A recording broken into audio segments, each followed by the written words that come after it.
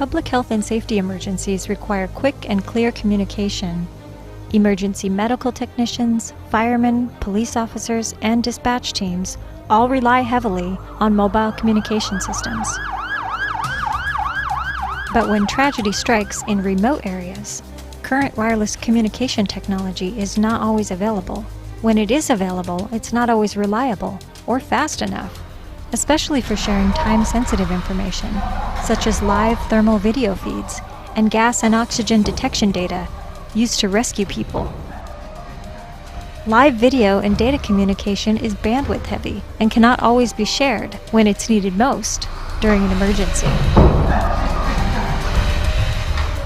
In a fire situation, seconds are vital, so the quicker we can find a casualty and use technology like the thermal imaging cameras, the better it is for the casualties and the less time that the firefighters have to stay inside what is a very hot and challenging environment. So when a firefighting team goes into a building, the incident commander who stood outside and who is ultimately responsible for the safety of the crew, he is left blind, not knowing what the conditions are like inside. So although we do have radio communications, it's very difficult sometimes to pick up what people are saying. So the use of a thermal imaging camera, being able to transmit the images outside to the incident commander, would be very, very useful in them being able to assess fire conditions.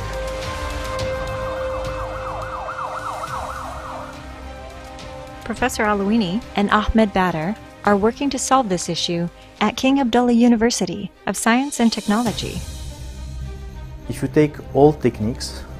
that have been used in the past in the context of machine-type communication for wireless sensor network applications, you will see that this technique will fail because they will require a lot of overhead and they will not be able to achieve the target performance, in particular in terms of rate, let alone in terms of resilience to mobility and dynamic topology changes. So what we have done is to design from scratch a new protocol, a new scheme that eliminates unnecessary communication between devices in intermediate hubs.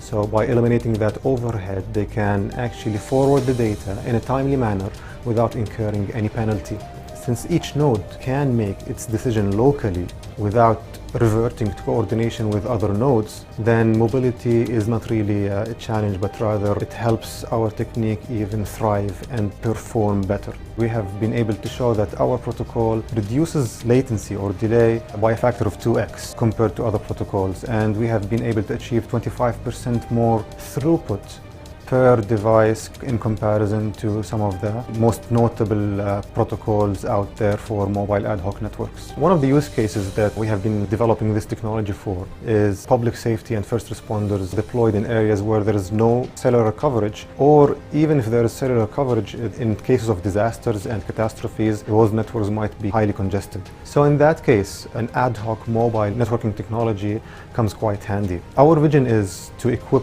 public safety personnel with wrist-mounted handsets, whereby they can actually scroll and switch between videos being streamed from other peers in the field, and at the same time having a helmet-mounted camera that actually streams video to that wrist-mounted handset and then propagates the video to other peers. Based on our research and interaction with some of the stakeholders or potential end users, live, real-time video communication in a peer-to-peer fashion between public safety personnel is quite useful. We do have plans to take this technology to a commercialized stage whereby we can build a product, ship it to the market, and we see that this product addresses quite a niche market, but at the same time something that is of great value to Saudi Arabia, because if you think about some of the massive events taking place at Saudi Arabia, specifically Hajj, and the amount of people and size of the law enforcement and public safety personnel deployed in the field, we think our technology will offer great value to those professionals and personnel in the field.